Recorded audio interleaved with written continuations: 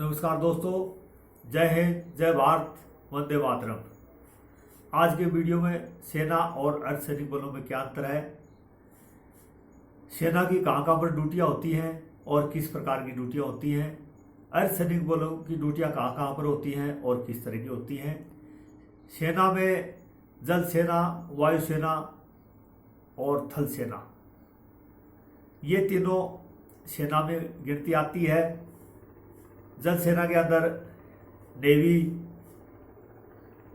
की ड्यूटियां हैं। समुद्री इलाके में इनकी समुद्री इलाके की सुरक्षा की जिम्मेदारी होती है। समुद्री इलाके के अंदर 6-6, 7-7, 8-8 महीने तक इनको सैलिंग के लिए जाना पड़ता है और ये वहाँ पर समुद्र में सुरक्षा करते हैं।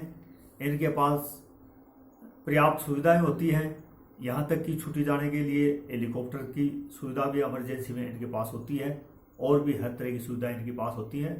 इनके पास बड़े बड़े जहाज़ होते हैं जो उनके अंदर जाते हैं और ये बहुत बहुत दिनों तक समुद्र के अंदर ही रहते हैं, जिसे सैलिंग कहते हैं। फिर थल सेना के अंदर आर्मी आती है। आर्मी के कैंट और छावनियाँ होती हैं जहाँ पर 100% फैमिली रखने की सुविधाएं होती हैं और सामान्य ट्रेनिंग और युद्ध अभ्यास की ट्रेनिंग इनकी दिनचर्या के अनुसार चलती रहती है। ये अभ्यास भी करते हैं। इनके पास पर्याप्त सुविधाएं होती हैं और हर तरह की हॉस्पिटल, स्कूल और भी जितनी सुविधाएं हैं वो पर्याप्त होती हैं। फिर है वायुसेना। वायुसेना के अंदर भी वायु क्षेत्र की जिम्मेवारी का जिम्मा वायुसेना का होता है। वायुसेना भी अपने युद्ध अभ्यास के दौरान युद्ध अभ्यास करती है और ट्रेनिंग करती है। इनके पास भी पर्याप्त सुविधाएं होती हैं। लेकिन पैरामिलिट्री फोर्सेज के पास इस तरह की सुविधाओं का अभाव रहता है और ड्यूटियों की बहुत ज़्यादा जरूरत पड़ती है, इसलिए उनके पास छुट्टियों की किल्लत रहती है। उनको छुट्टियों के अंदर परेशानी आती है। उनको हमेशा ज़्यादा से ज़्यादा नफरी ड्यूटियों पर तैनात करनी पड़ती है। पैरामिलिट्री फोर्स के अंदर BSF, CRPF, CISF, ITBP, SSB, Assam rifle, ये सभी पैरामिलिट्री फोर्सेज में आती हैं।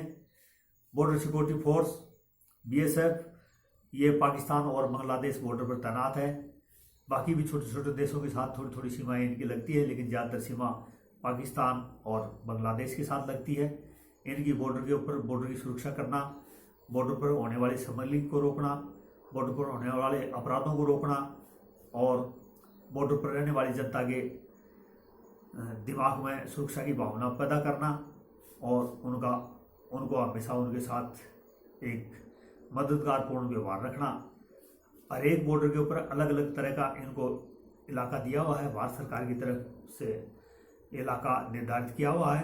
किसी जगह 50 किलोमीटर है, कहीं पर 40 किलोमीटर है, कहीं पर 20 किलोमीटर है और ये उस इलाके तक अपनी सुरक्षा करती है। बॉर्डर के ऊपर रात दिन तैनात रहती है। युद्ध काल के समय में आर्मी के साथ मिलकर के आर्मी की कब्जा हुई चौकियों पर कब्जा करके रखती है।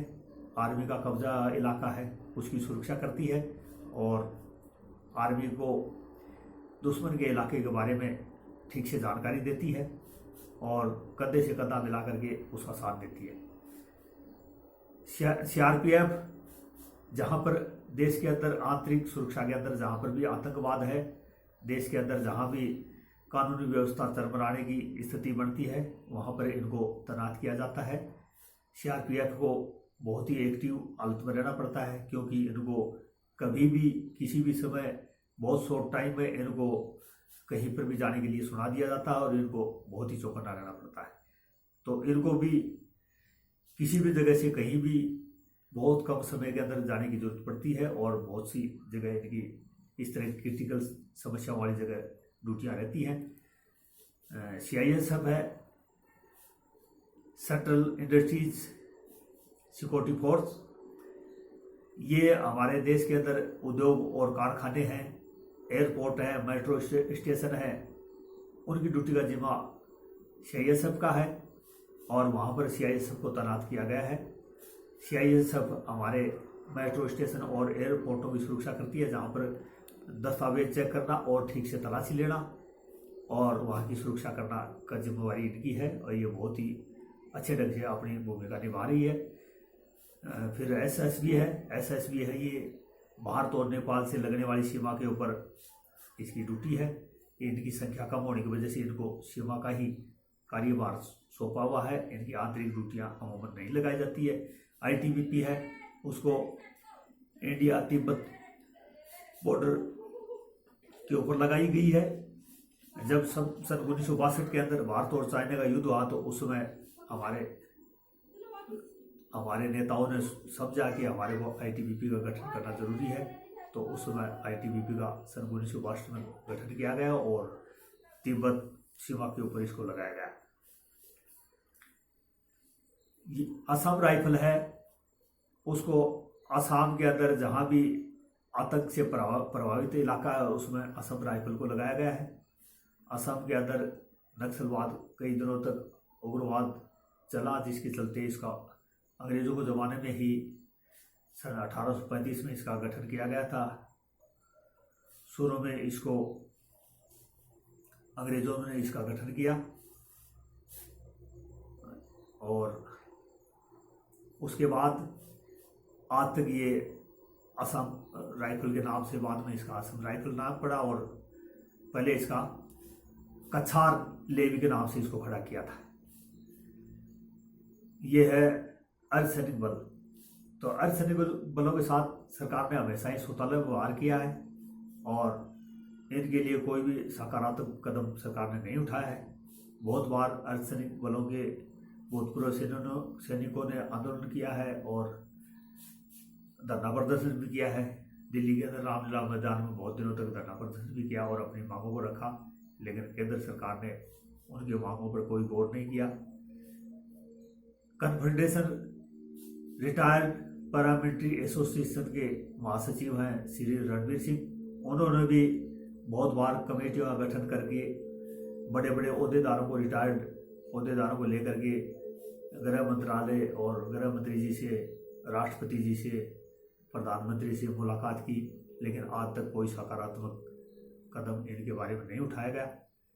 इसी तरह से बहुत सी बार धरना प्रदर्शन किया गया। 7वें वेतन आयोग के में इनको सिविलियन का दर्जा दे दिया गया। 1 रैंक 1 पेंशन तो बहुत दूर की बात है, इनका एमएसपी भी बंद कर दिया गया है और जो 2003 के बाद जितने भी जवान भर्ती हैं उनकी पेंशन भी समाप्त कर दी गई है। तो ये बहुत ही दुख की बात है। इसके लिए हमारे भूतपूर्व सैनिकों ने कई बार धरने प्रदर्शन आंदोलन किया है, लेकिन सरकार ने इनकी मांगों को आज तक इनकी मांगों पर कोई गौर नहीं किया है।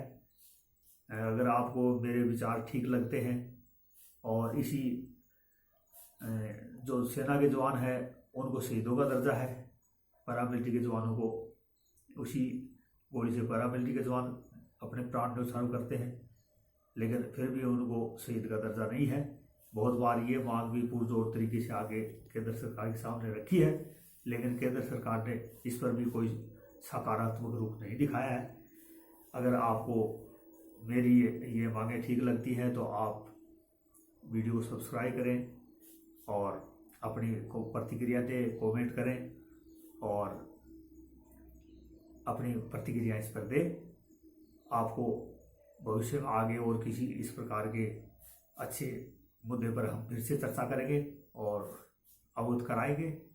आज के वीडियो में इतना ही। धन्यवाद। जय हिंद, जय भारत, वंदे मातरम।